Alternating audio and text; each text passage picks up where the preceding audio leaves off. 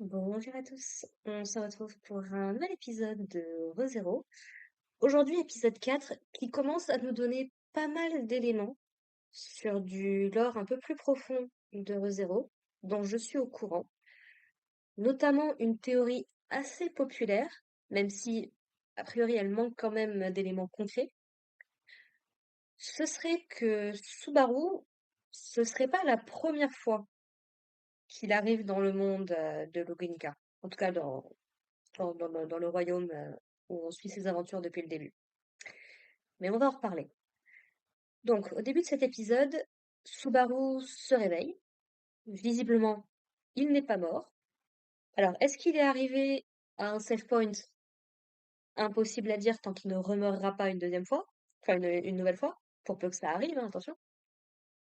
Je me dis, on est quand même assez tôt dans la série, il y a encore peut-être moyen qu'il se prenne encore un truc. Mais voilà, donc il se réveille sur les genoux d'Emilia pendant que cette dernière est en train de somnoler un petit peu. Donc visiblement, ils ont effectivement bien été sauvés à la fin du dernier épisode. Donc pour rappel, ils étaient en train d'affronter, enfin ils étaient tombés sur une bestiole qui ressemblait un petit peu à un centaure, vite fait sur les bords. Il était avec Anastasia et il était avec Ram. Et ils avaient été sauvés par un personnage qu'on avait aperçu à la fin de l'épisode, juste avant que Subaru ne s'évanouisse. Et bien ce personnage-là est toujours ici. Et ce personnage-là va démontrer un attachement profond à l'égard de Subaru. C'est pas la première personnage qui fait ça, mais là, c'est un petit peu plus particulier. Donc on va découvrir que le personnage s'appelle Shaola, qu'elle a donc sauvé le groupe de Subaru et les a réunis avec les personnes qui restaient, c'est-à-dire Meili, euh, Julius et Emilia, avec bien évidemment Ren qui est toujours à sauver. Il s'est visiblement passé un certain temps avant que Subaru se réveille, il y a eu pas mal d'événements qui se sont passés entre-temps.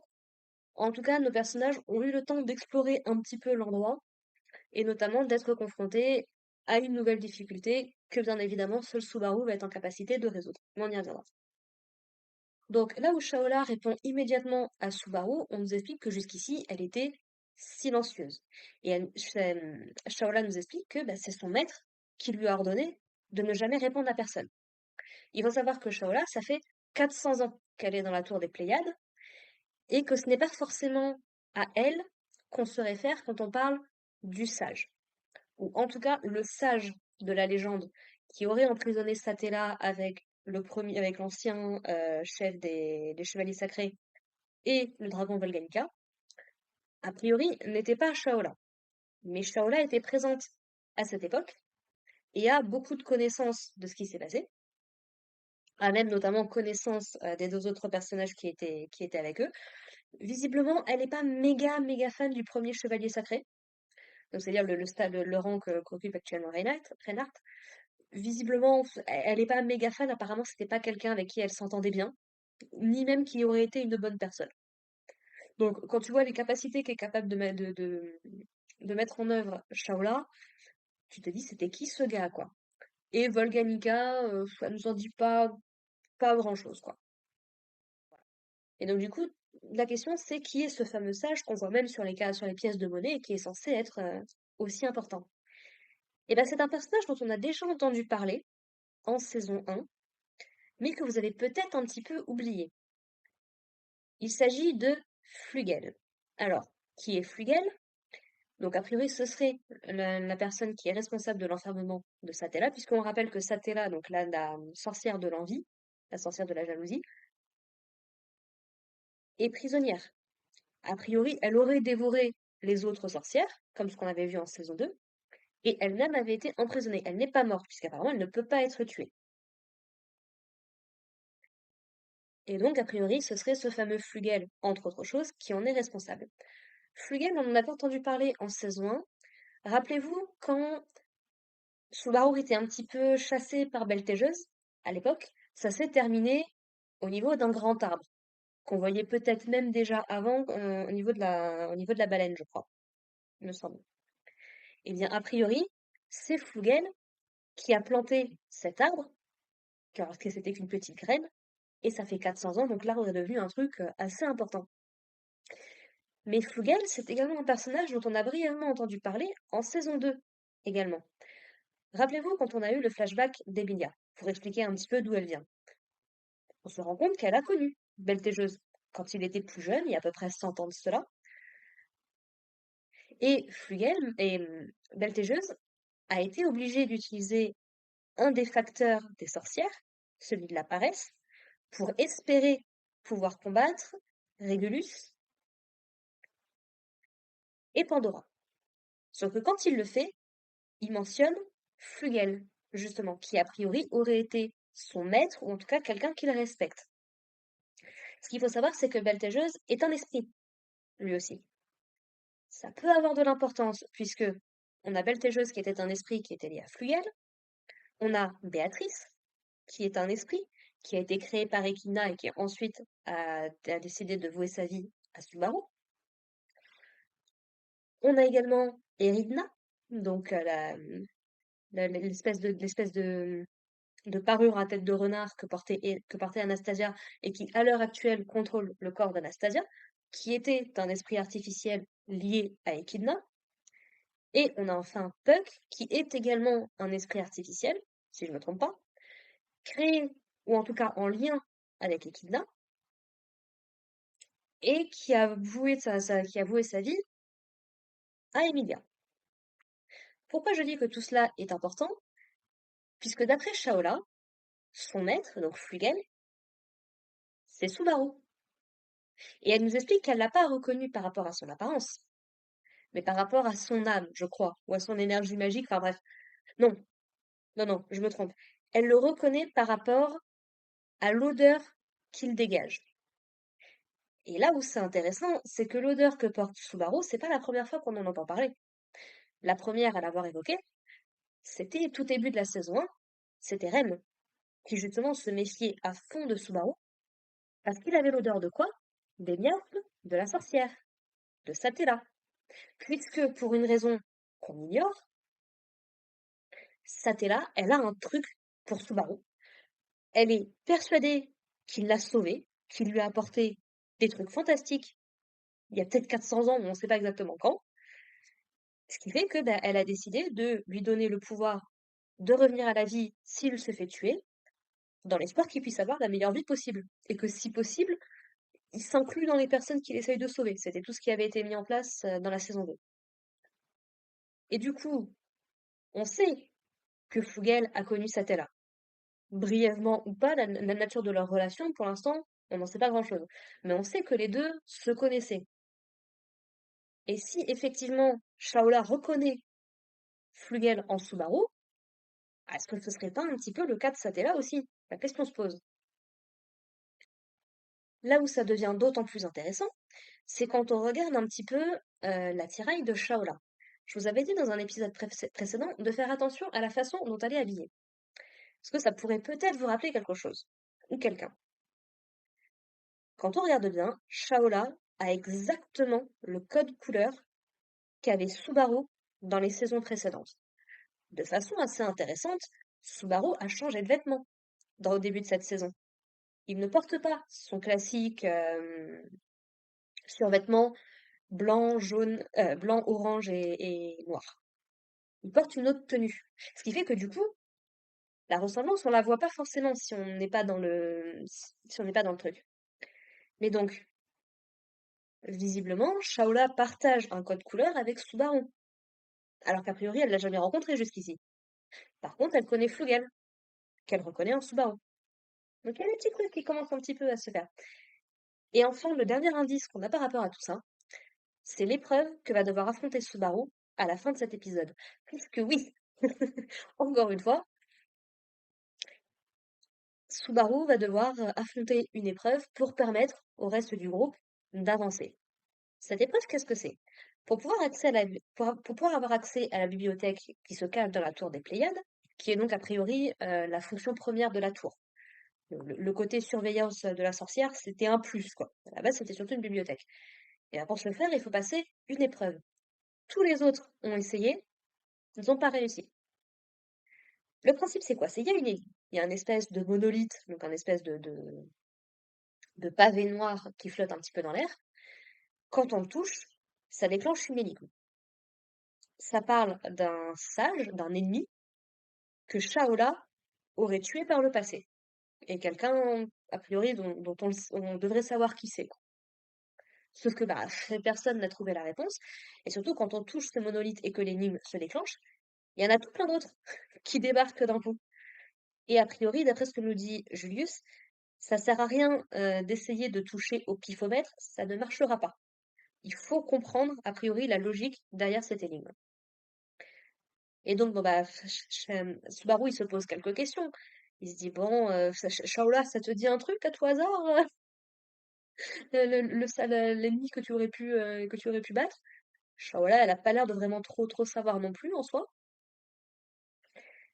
Et puis petit à petit, à mesure qu'il réfléchit, Subaru se dit, vu qu'a priori, Shaola n'était pas censé parler, c'est Flugel qui lui a dit de ne rien dire si jamais il devait y avoir des gens qui arrivaient ici, c'est que cette énigme, a priori, peut être résolue sans l'aide directe, en tout cas, de Shaola. Puisqu'elle n'est pas censée pouvoir te donner d'indices. Donc c'est donc que tu ne peux pas lui tirer la réponse d'elle-même, quoi. Et puis c'est là que Subaru va remarquer un tout petit détail dans le design de Shaola.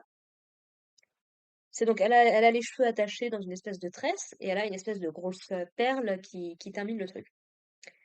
Sauf que sur cette perle, il y a une étoile. On est où? Dans la tour des Pléiades. Les Pléiades, c'est une constellation, donc des étoiles. Autre chose, les étoiles sont quelque chose de extrêmement lié à Subaru, à Satella d'un côté, parce que bah, Satella, satellite, jusque-là, ça passe. Il y a aussi une grande importance, je crois, de la Lune dans cette série qui est moins mise en avant dans l'animé, si j'ai bien compris par rapport au visuel au roman. Mais voilà, Satella, un satellite étant un truc qui tourne autour d'une planète, nous, notre satellite le plus connu, c'est la Lune. Donc ça vous donne un petit peu l'idée. Et enfin, le nom de Subaru lui-même fait référence à une étoile. Alors je ne sais plus exactement à quoi, mais c'est en lien. Qu'est-ce qu'on a d'autre également au niveau des étoiles? Les apôtres, les j'ai oublié c'est quoi leur nom, mais Beltégeuse, c'est une étoile. Régulus, c'est une étoile. Sirius, c'est une étoile. Et je crois que ça s'applique à peu près à tous les gens à la solde du culte de la sorcière, et donc de Pandora. Or, Beltégeuse, qui fait référence à une étoile, est également en lien avec Flugel, qui est celui qui a fait cette énigme pour accéder à la bibliothèque. Donc il commence à y avoir quand même pas mal de trucs. Et chose également très intéressante à savoir, c'est que Subaru, il n'y a pas que dans son nom qu'il les porte, les étoiles. Il a également une très bonne connaissance des constellations et du ciel en général. Ça passe un petit peu sous le tapis. Je crois que c'est dans un OAV, dans le premier OAV de la saison 1, je crois, où en gros, Puck avait eu un trop plein de magie, donc il devait s'en débarrasser régulièrement. Ça avait fait qu'en fait, tout le manoir et les environs s'étaient retrouvés sous la neige, et ils avaient fait une petite fête par rapport à tout ça. Et à la fin, Subaru parle justement un petit peu des constellations, puisque les constellations qui sont dans le ciel, a priori, ne sont pas exactement les mêmes que celles que lui, il a connues. Voire pas du tout même. J'ai un doute, j'ai pas été revoir, mais il y a un lien en tout cas, quoi.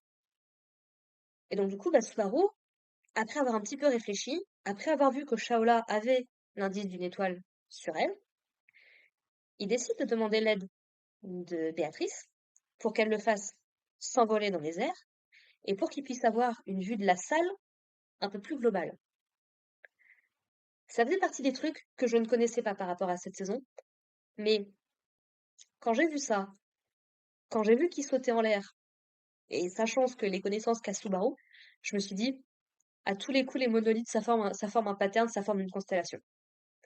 Bingo, ça forme effectivement une constellation. Alors, j'ai pas retenu le nom de la constellation. Si, c'est la constellation du Scorpion, si je me trompe pas.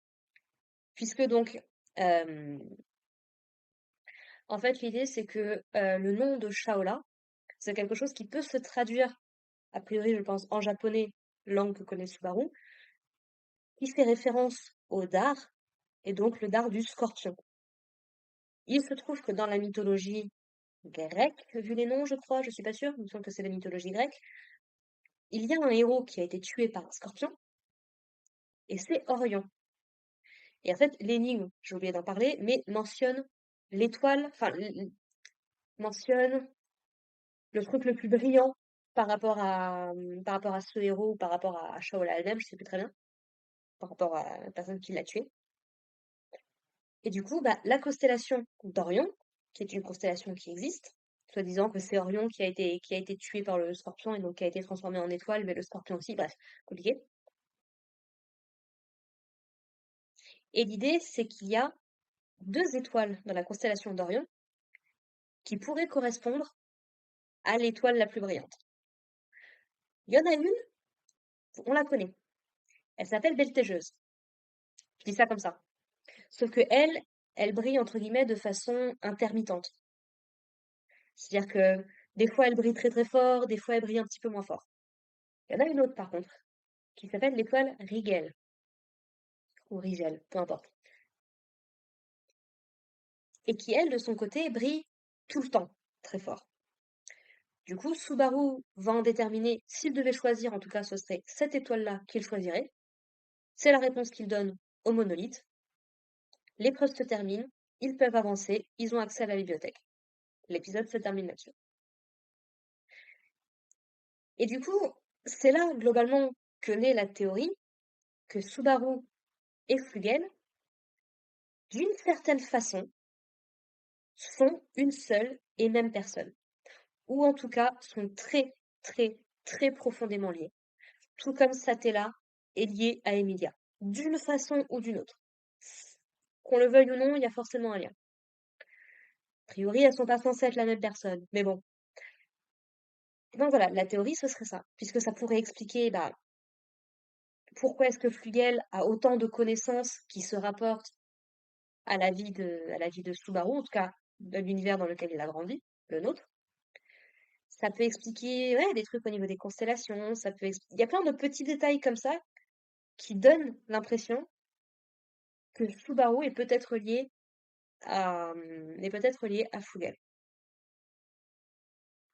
Il y a un dernier petit truc dont il faut qu'on parle par rapport à cet épisode, c'est que Rem va bien.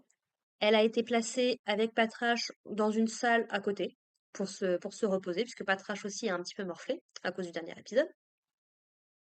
Et donc, a priori, il y a donc un esprit qui vit dans cet endroit-là, qui n'a pas de conscience propre comme peuvent avoir Béatrice ou Puck, par exemple. C'est plus une présence diffuse qui est là et qui soigne toute personne que l'on place dans cette salle. Alors ça marche pour Patrache, elle est en train d'être soignée, tout va bien et tout. Rem, par contre, ça lui rend pas ses souvenirs. Donc il va vraiment falloir trouver un moyen de se débarrasser des péchés de la gourmandise, en espérant qu'ils arrivent à trouver une réponse dans cet arc. On verra bien. Ce serait dire, ça commence à faire un moment quand même qu'on n'a pas vu Rem interagir avec le reste du cast, quand même. Et enfin, dernier petit détail, mais on apprend qu'effectivement, c'est Shaola qui, depuis le début de la saison, leur tire dessus depuis la tour. Voilà. Donc elle a apparemment une capacité. On le voit même dans ses yeux. Elle a comme un espèce de truc de cible dans les yeux. Pouvoir, j'imagine, tirer d'aussi loin. Et donc, ça fait 400 ans, du coup, qu'elle est là. Et c'est un petit peu dommage, puisqu'on n'a pas non plus d'interaction avec elle ou avec les autres esprits qui étaient là il y a 400 ans, quoi. Tant pis, j'imagine. Voilà, donc c'était un épisode vraiment très intéressant qui commence à donner un petit peu du grain à moudre pour ceux qui veulent faire des théories avec juste l'animé. Ça fait partie des quelques détails que je connais parce que je me suis un peu renseignée sur la série. Du coup, je suis contente de pouvoir en parler un petit peu. Par contre, le reste de la saison, je ne sais pas ce qui se passe. Les seules choses que je savais, c'est ce qui s'est passé dans l'épisode 3, cette scène de cauchemar avec Ram, Subaru et Anastasia. Et le lien de Shaola, Flugel, deux, trois trucs comme ça. Si, je crois qu'il y a un tout dernier truc que je sais, mais j'attendrai que l'anime en parle. C'est par rapport aux portes qu'ils ont croisées dans les sous-sols. Ces fameuses portes que Subaru peut ouvrir et puis d'un coup il peut plus les ouvrir. On en discutera le moment venu. Voilà, voilà. Et bien, écoutez, n'hésitez pas à me dire ce que vous en avez pensé dans les commentaires. Désolée si ma review est un petit peu sans dessus-dessous. Vraiment désolée. J'avais des trucs à dire. On se retrouve la semaine prochaine pour parler de l'épisode 5. Et puis, ben, en attendant, écoutez, portez-vous bien. Prenez soin de vous, prenez soin de vos proches. Et puis, à la prochaine. Allez, bye les gens.